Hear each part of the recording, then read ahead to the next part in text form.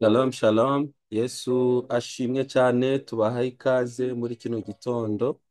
Imana ibahe umugisha, Imana idushoboje kuba hano kuri kino gicaniro muri morning prayer, kuba turi kumwe kuri Zoom n'abadukurikiye kuri YouTube. Uwiteka abahe umugisha.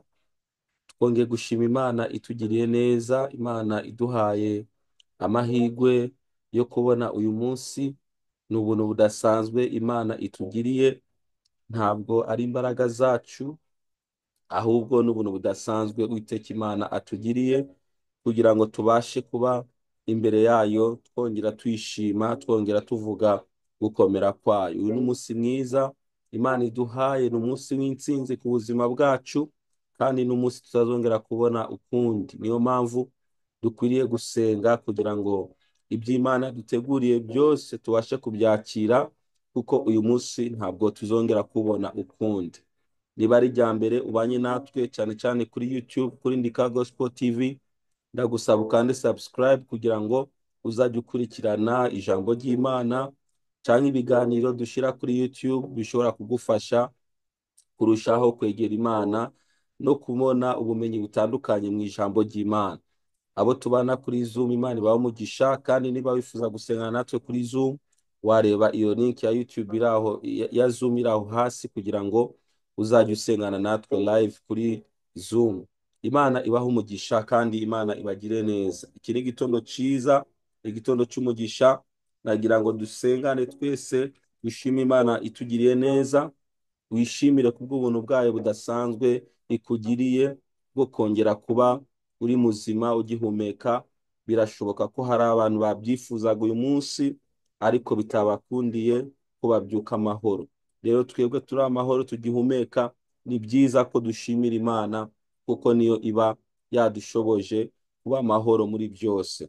Imana yabanye natwe iki cyumweru, Imana yatugiriye neza, twabonye ineza yayo, kandi ndakwizeza ko Imana iri bukomeze kutugirira neza muri byose, kuko niyo yaturemye, kandi yaturemye ifite imigambi myiza ku buzima bwacu.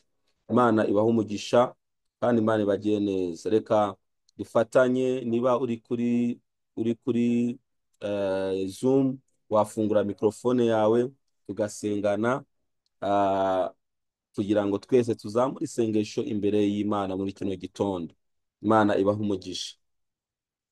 Data, turagushimiye kubw'iki gitondo cyiza, igitondo kidasanzwe, igitondo cy'ubuntu, igitondo cy'imbabazi, igitondo cy'urukundo, igitondo cy'amahirwe masha, igitondo Mwami Imana uduhaye, uturemeye.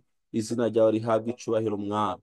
Wakoze kubana natwe no kuturinda kuba ari nijoro, nabo ukomeze kubarinda kuri twebwe bwakeye, turabigushimiye cyane. Izina ryawe rihabwa icubahiro Mwami w'abantu. Ndagushimiye ko uhorana natwe kandi uhora utugirira neza. Reka uyu munsi intsinzi yawe ikomeze kugaragara ku buzima bwacu. Ndagushimiye ku bwa bene data turi kumwe bari gusengana natwe muri kino gitondo. Reka umugisha wawe babeho Mwami. Ndasenze kugira ngo ukomeze kubiyereka buri muntu wese, umwiyereke Mwami w'abantu. Buri muntu wese umusange, umusure Papa, mu izina rya Yesu Kristo. Ndakwinginze Mwami Imana ngo iki gitondo kitubere igitondo cy'itangiro risha ry'ubuzima bwacu Mwami. Ndakwinginze Papa, iki gitondo turushirizeho guhishurirwa ubuntu n'imbabazi n'urukundo wadukunze muri Kristo Yesu. Ndakwinginze Mwami, iki gitondo ngo ineza yawe ikomeze gusakara mu buzima bwacu, mu miryango yacu, mu bacu no mu byacu Mwami w'abantu. Ijambo ryaratubwira ngo iyo Uwiteka atari warinze umudugudu, ngo abarinzi baba babereye amaso ubusa. Twebwe turizera ko ari wowe utubereye maso. Turizera ko Mwami ari wowe ubereye maso imiryango yacu, ari wowe ubereye maso abana bacu, ari wowe ubereye maso imirimo dukora, kuko aho uri Mwami Imana, aho urinze nta mwansi wahagera. Aho uri Mwami Imana, ibimenyetso n'ibitangaza birakoreka mu izina rya Yesu Kristo. Urakoze rero Mwami w'abantu, komeza kubana natwe, ubuzima bwacu haleluya buri mu biganza byawe, kuko ari wowe wabuduhaye. Nushimwe kandi uhimbazwe Papa, icubahiro gikomeze kuba icawe mu izina rya Yesu Kristo, amen. Haleluya. Imana ishimwe kandi Imana ihabwa icubahiro ku bwawe Imana ishimwe ku bwacu, Imana ishimwe kubw'imirimo yiteguye gukora mu buzima bwacu uyu munsi. Haleluya. Tugiye gusangira ijambo ry'Imana mu minota mikenya. Turaza gusoma muri Zaburi igice ca 34. Haleluya. Duhere ku murongo wa 18. Zaburi igice ca 34, turaza guhera ku murongo wa 18 tugeze ku murongo wa 20. Yesu ashimwe cyane. Imana igiye kukuremera ubuhamya bukomeye. Haleluya. Imana igiye kuturemera ubuhamya bukomeye. Imana igiye kuturemera ayandi mashimwe akomeye mu buzima bwacu. Zaburi 34, murongo wa 18. Haleluya. Bibiliya iravuga ngo abakiranutsi baratatse, Uwiteka arabumva, abakiza amakuba n'ibyago byabo byose. Haleluya. Abakiranutsi ngo baratatse. Iki gitondo ndifuza ko tuza gutakira Uwiteka ngo arabumva, abakiza amakuba n'ibyago byabo byose. Birashoboka ko waba uri kubona ibintu bitari kugenda neza mu buzima bwawe. Birashoboka ko hari ibyo ubona mu bana bawe bitameze neza. Birashoboka ko hari ibyo ubona mu gihugu bitameze neza. Birashoboka ko hari ibyo ubona mu itorero bitameze neza. Haleluya. Imana yiteguye kuturemera ubundi buhamya bukomeye, kuko natwe turi abakiranutsi b'Imana, tubiheshwa na Kristo Yesu umwami wacu. Rero ibyago n'amakuba bishobora kudushikira, ariko Uwiteka ngo akabidukiza byose. Witegure muri kino gitondo gutabagwa n'Imana. Witegure muri kuno kwezi gutabagwa n'Imana.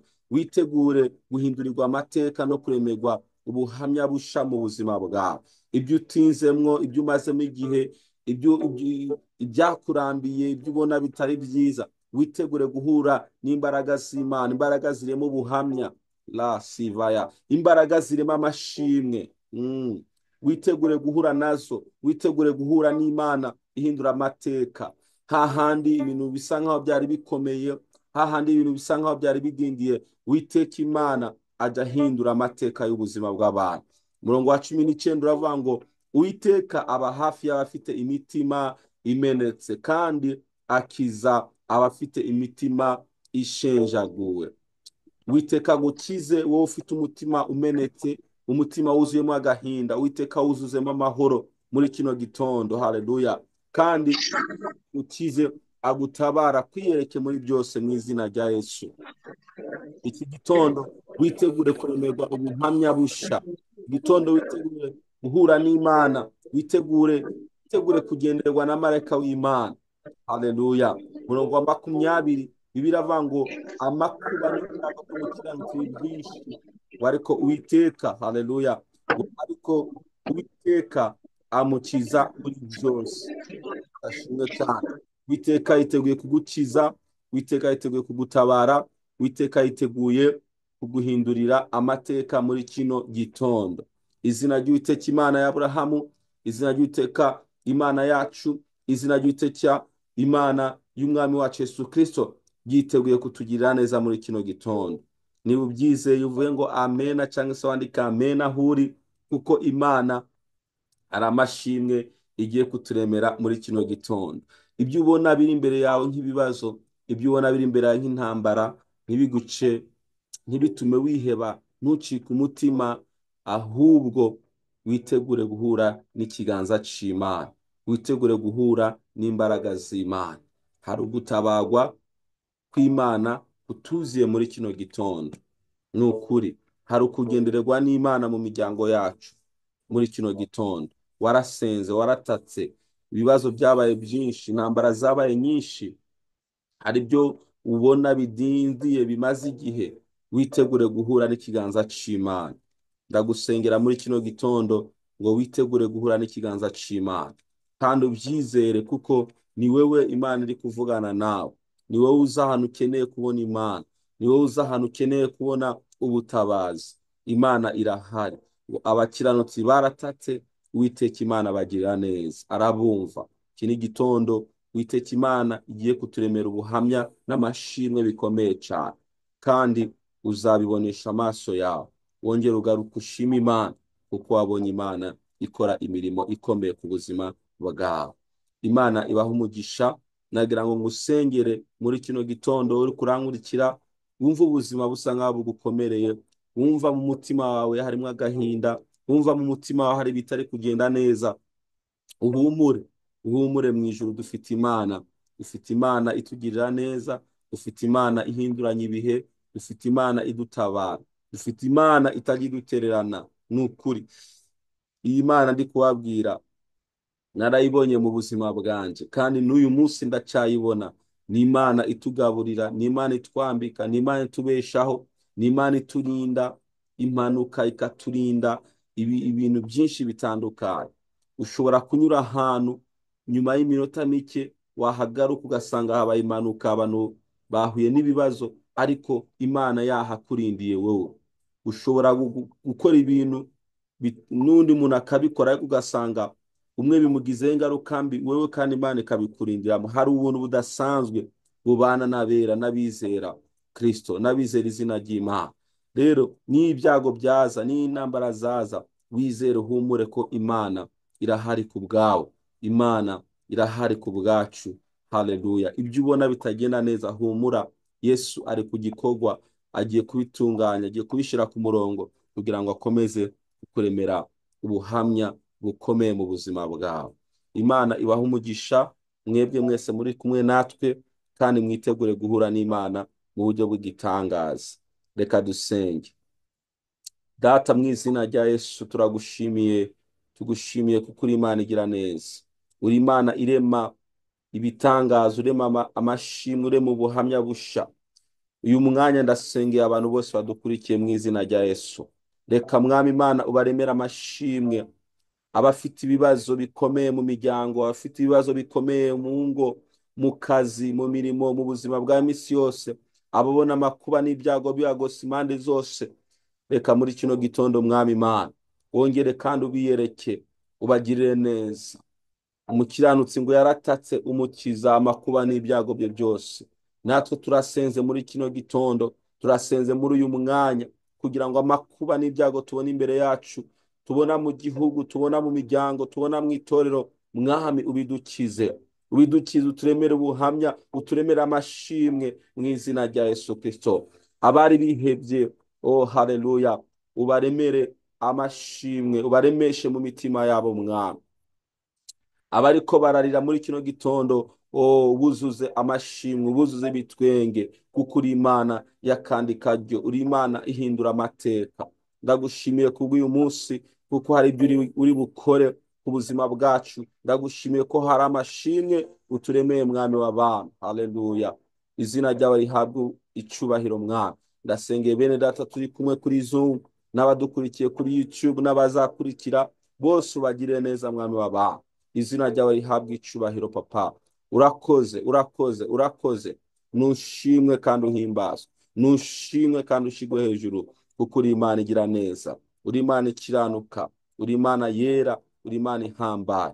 Urakoze kuko uturemeye amashimwe uyu munsi n'iteka ryose. Icubahiro gikomeze kuba icawe.